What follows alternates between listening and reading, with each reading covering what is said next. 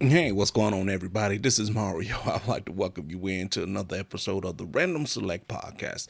It's the podcast that's all about thought provoking talk right here on Atlanta's independent news station, Beat Break 87 FM, where music and talk radio lives. It's been a long weekend, but we're back. It was a disappointing weekend all around. The Georgia Bulldogs lost to Alabama in the SEC title game. The Falcons, they lost to the Baltimore Ravens. So all in all, on back-to-back days, it was not a good time for the city. The A was hanging their heads, but it's okay. It's okay. That's what I'm here for, to get everybody's spirits all lift up and back and ready and off into the thing. So that's cool. We got a lot to talk about, people. A lot of things to talk about. We're going to talk about GM, how they plan to do things as far as closing their plants. And, maybe they misled some people when the government gave them that bailout. That's cool. We're going to talk about that. We're definitely going to talk about Kareem Hunt being released from the Kansas City Chiefs and how that plays out. And we're not gonna talk about it from the sports standpoint, but we're just gonna talk about it by how some of these athletes and things like this is starting to become way too common. Become way too par for the course for some of these athletes. We're gonna talk about it from that standpoint. We're also gonna talk about how the justice system is just not fair. Wait, what? The justice system and fair? No, sirree, Bob. We're going to talk about this young lady who got off pretty light. She threw her newborn baby out the window and killed the baby. And her sentence was only to do community service and go to a group home and get off Facebook. We're going to definitely talk about that. And we also going to talk about Black China, y'all. Everybody giving her crap for pushing these lightening products that lighten your skin to Africans. And a lot of people say it's disgusting because she's not proud to be a dark skinned person, not proud to be black. And, it's a lot of things go into that. So we're going to talk about all of that. And don't forget, guys, you could go to therandomselect.com to check out the past podcasts and things of that nature. I'm trying to get all my old episodes up as fast as I possibly can, so y'all bear with me. You can also go to beatbreakradiofm.com, click that listen now button, listen live. It'll bring you into where you need to be, and where you need to be is right here, listening to your man Mario. I just want to thank you guys for hanging out with me. Don't forget, we're on social media everywhere. Social media is at. We are right there. So keep that in mind as going out about your day. And I want to tell you guys, when you're listening to the podcast, you're listening to the radio station, especially if you're listening on your smartphone. You could keep on doing what you got to do. You could keep on surfing Facebook. Just have it playing in the background. You know what I mean? You could be, I don't know, riding in the car listening to it. You could have it in the background at work. Just listen, tune in, let the people know that Mario is out there. The Random Select Podcast is out there. Beat Break 87 is out there. Share, let somebody know. You see me posting on social media, even if you ain't feeling it, take a little time and share. You know what I mean? Because you just never know. If it's not making your day, you just never know who day it could make. You just never know who you could be turning on to something new. You just never know what button you're pushing in somebody else, and you just never know what creativity, what imagination you're waking up by sharing. So I just want to let you guys know that. So thank you guys for that. Don't forget, the show has been moved from 3 to 5 p.m. Eastern Standard Time and to 7 to 9 p.m. Eastern Standard Time, Monday through Friday. That's right, baby. Prime time player. That's what this is, and it's all good. It's really good. So we're gonna talk about a lot. We're gonna get into some Facebook questions, and we're just gonna talk about Thanksgiving just left. We're gonna talk about the upcoming Christmas season. So y'all keep it locked. You know what I mean? So let's get right into it. Let's talk about the GM laying people off really quick, because this has personal implications for me, because my wife, she works for GM. So it could definitely have an impact to our family. So it's just a messed up thing. And I'm being nice by saying messed up. To put it perfectly honest and to be perfectly blunt, it's fucked up. You know what I mean?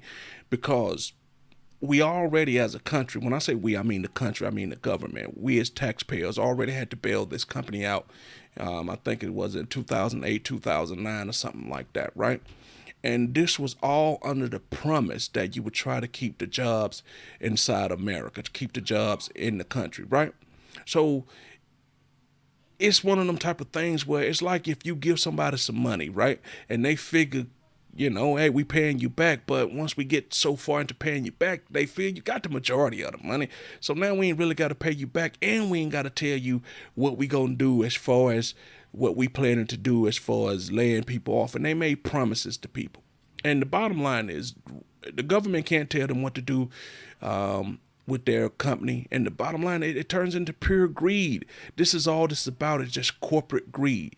Because you can't tell me that all of a sudden you want to blame Trump for the tariffs and steel is up and it's costing you money. And you say the moves that you're going to make by closing down all these plants is going to save you over $6 billion. Okay, when you get to $6 billion, what you plan to do with the $6 billion? And they say they plan to move everything toward the tech sector, make smart cars and cars that drive themselves and pretty much do away with the sedan and make SUVs, right? And I'm saying, as long as we are American people, there are always going to be people who love to drive cars. So the drastic cuts that you're making, you can easily lay in the lap of Trump and say it's because of the tariffs. But we all know that you were planning these cuts long before Trump had this tariff thing go on with China and all of that. Because what happened was, once Trump decided to do this, somewhere the board and the CEO and the COO and the CFO was saying, thank God Trump did this. Thank you, thank you, thank you. Because now they give us an excuse to go ahead and roll out this plan where we're going to be cutting 13, 14, 15, 16,000 jobs. And if you think about that, that is a lot of people. That's like you going to, I don't know, see Duke play, and everybody that come to see Duke play, you tell them, thanks for coming out. Everybody in here, you're fired. You're unemployed. So in whatever community these plants are in, it's going to make a major impact, because you're taking thousands of people and putting them out of work. Even the counter Oshawa up in Canada, you're putting those people out of work. And it's just a messed up thing, because how many times are we going to say companies are too big to fail?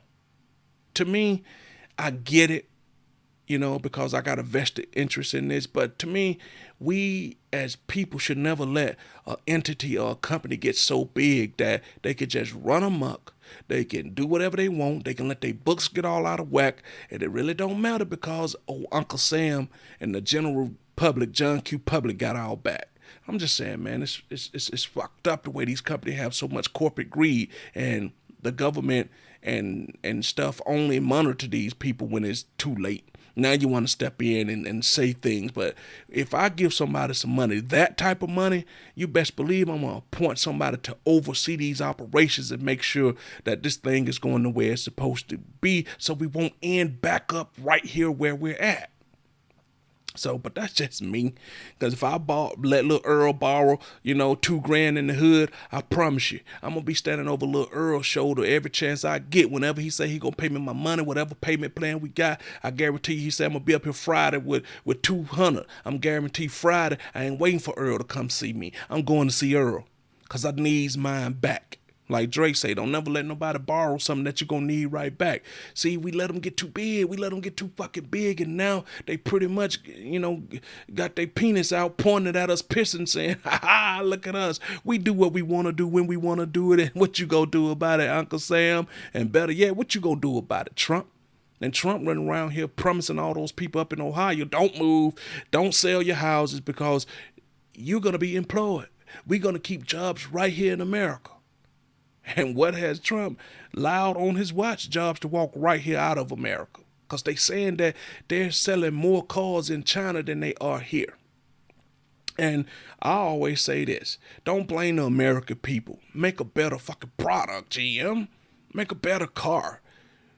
Stop blaming other people. Stop saying that it's the foreign competition. What are they doing so drastically different than you are doing? Car is a car. The car run, you put gas in it. Oh, wait. I got it. They make a better fucking car than you make. And it's not, it's not that much better, but better nevertheless. So we got to get to the point where we got to start holding these companies accountable. And I look at it like this. Then this is the God honest truth. Next are the banks. Now that you're seeing GM doing this and you help bail them out, your very next step is you need to go to GM. You need to go to these banks, appoint somebody to watch over these banks to make sure that these banks don't get back into this situation too. Because I look at it like this. It's coming. You know it's coming. I know it's coming. So we need to get it all going. You know what I mean? We need to get it all going. As far as having people watch these people. And that's all I want to say about this. If this many people lose their job, where's the economy going to go now? Because cars is the one few thing that we still make. We don't make TVs. We don't make laptops. We don't make computers. All the things that us Americans are hooked on, the phones, the laptops, the computers, all of that stuff, we don't make here. All the clothes that we like to wear for all you fashionistas out there, we don't make that shit. We don't make it. You know what I'm saying? So once you take the automobile industry and start, dividing them up and breaking them down and move them offshore, the only thing we going to have here is crime, which police is always going to have jobs. The medical people for all the crime that's going to be going on when people start shooting and fighting and killing each other, which is already happening right now. You're going to have food because we in America, all our fat asses, we love to eat. And you notice I included me in that too. So we're going to have people working at restaurants. We're going to have sports because we got to have our sports. We're going to have people that's making the beer because we got to love our alcohol. And the drug dealers right now, even though the prison is full of drug dealers, they're going to become the new J. Paul Getty's, the new entrepreneurs, the Bill Gates, because they're going to have a viable entity that people are going to want even more so than they want it now. Look at all the opioids and all that stuff. Pharmaceutical companies, they are nothing but modern day drug dealers. They know it. The people who we vote into office know it. The doctors know it, which is why you got doctors prescribing hundreds of thousands of these pills every year. People getting locked up left and right for prescribing too many pills. Now all of a sudden, a regular Tylenol or aspirin don't work anymore. We need something stronger. We need something better. Well, if you need something stronger and better, baby, I got you. Come on and get you some of these opioids, baby. Let's go. And then you got some of these half-ass dropout high school students want to go create meth in their mama's basement, meth in they trailers. Don't know anything about chemistry, couldn't pass science when they was in school, but now they know how to mix up chemicals to get you high and end up killing you because these people don't know basic simple math and know anything about doses.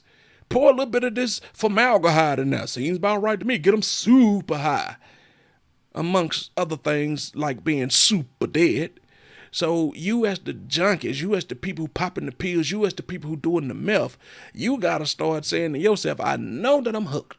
And I know that, that I shouldn't be doing this. But at the same time, you got to understand that you got to want better drugs, people. You got to want drugs that will not kill you.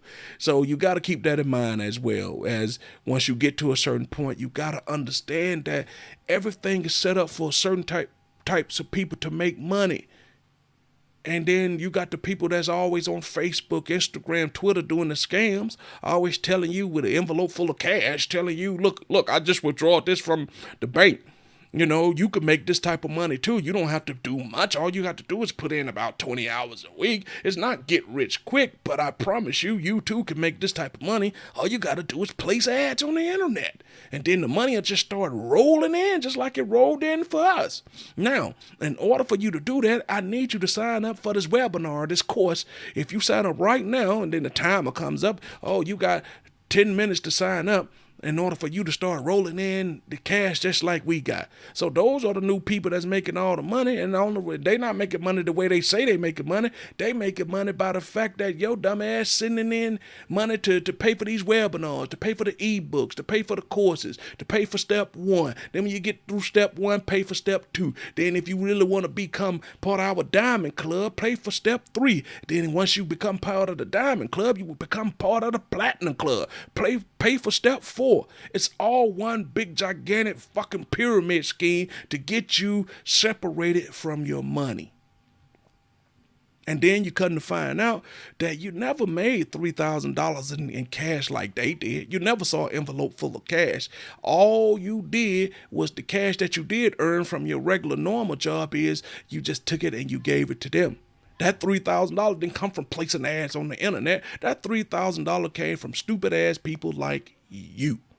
So keep that in mind when you're out there trying to get the get rich quick scheme. Anybody that ever got rich quick overnight did it by scheming somebody, or they did it by hard work, or they did it by just sheer, pure dumb luck. And then you got those few who were just at the right place at the right time. And that's all I say. Do your education. Put your ignorance to the side and do enough due diligence so you could be in the right place at the right time. It's going to come from hard work. It's not going to come from you sitting at home going through all these different scams, sitting at home filling out surveys, sitting at home thinking you could just place ads, sitting at home buying course after course after course. Once you bought so many courses, how come you just figure like, why don't you package up you something and start doing courses like they doing, telling people how they can get rich quick, even though they're not going to get rich quick, but they're going to help make you wealthy and help you make some money because they sending in you money to buy level 1 course, level 2 course, level 3 course, and then get them to the platinum. So it's all a messed up dynamic that you got to wake up from to understand that you got to find something that you're really passionate about. That's going to take some work to do, and then you got to go make it happen. Period, point blank. That's the only way that you're going to ever get to something. Because a lot of us are dreamers, which is a good thing. And then you got that group after you dream it, then you start it. But that's where the disconnect come in. A lot of us are dreamers but can't start. Then the ones who dream that can start, once they start, they can't finish. That's why you have lower class, middle class, and upper class, because you got dreamers in the lower class. You got starters in the middle class, and in the upper class, you got finishers. And you may not agree with me, but just look back at the track record. Just look back at your record. And if you're going to look in the mirror and be honest with yourself, are you just a dreamer? Are you a starter? Are you a finisher? Finishers get to their finishers' dream, start their dream, put hard work and real action toward their dreams, then they finish. Which one are you? Which one do you have a propensity to be? Right? That's what I want to know. Because I got a dream of being more than just, the person that's on the podcast. This is me starting off with the dream. The podcast is me starting it. The question is, do I have the wherewithal, the work ethic, and the energy, and the foresight, and the intelligence to finish? And that's what we about to find out, people. So I just want to say that about GM and just leave it right there and just say that GM is about to screw America again. And this time, when they bend us over, all I ask is, GM, once you bend us over to screw us, at least have the decency to leave $20 up on the dresser and ask our name and maybe, potentially, offer us some breakfast. That's the very least a gentleman can do. All right. With that being said, let's roll into the next thing I wanted to talk about. And that's this old crazy justice system, right? We got a young lady, and she decided once she had her child, she's 16 years of age.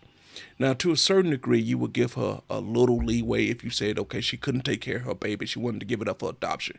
You totally understand, because she's 16, she probably just had no conceivable way of how she was going to take care of this baby, or how she was going to make a way, give you that, give it up for adoption, let one of the family members take it, fine, cool, understand. But she went totally the opposite drastic route and decided to throw her baby out the second floor window and kill a newborn. Right? And if that wasn't bad enough, which it is bad enough, she get locked up and she goes to jail, and the judge sentenced her to 50 hours of community service, to spend some time in a group home, and to totally get off Facebook. Now, you can imagine that this is a Caucasian girl. And for my people that don't like the word Caucasian, I'll break it down one step further. This is a white girl, y'all. So when people get all mad and do all this writing about the justice system and show you just how fair it isn't, how the justice system, depending on what your color is, depending on what your background is, what type of family you come from, are you an affluent person, or are you just a piece of low life trash that they feel the system could just do you in a kind of way, throw you in jail, lock you up, forget about you, throw away the key? This is a white girl, 16, who the judge probably feel has her whole life ahead of her, let her off pretty much with a slap on the wrist for throwing her child out the window. That is a brutal way to kill a child, is to throw the child out the window. Lord knows if that had been a black inner city kid, we would have heard about this story when she was 16. And the next time you'd have heard about this story when this girl was 52, when she finally got out of prison, and I would have been an old man saying, "Oh, I remember that story. Remember that, ain't that girl that threw that baby out the window? Lord, she just not getting out. Oh, she is. She 52. Boy, they locked her ass up and threw away the key. Pass me that Geritol there, boy."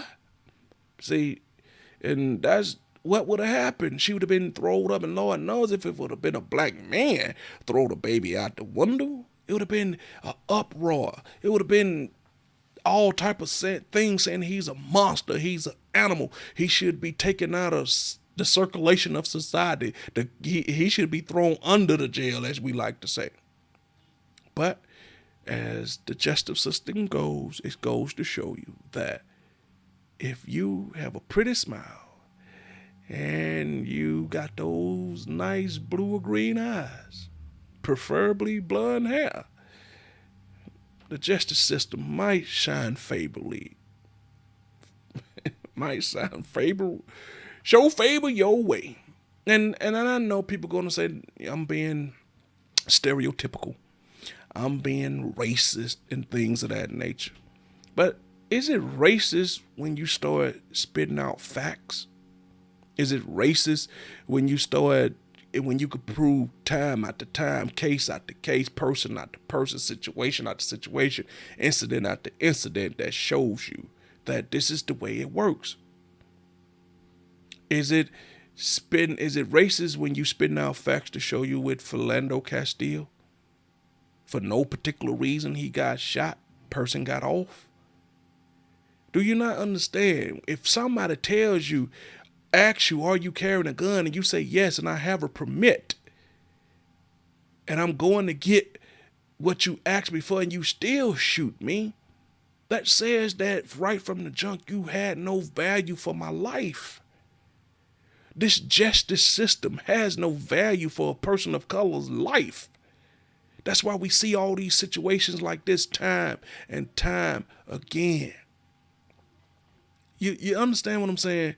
I'm just trying to get y'all to understand that when you're out there and you're doing things, now you got to start thinking 5 steps ahead before you go out to the club and you party, before you decide you want to smoke weed and go drive, and the smell is all in your car, before you want to do something dumb hanging out with your friends at the park.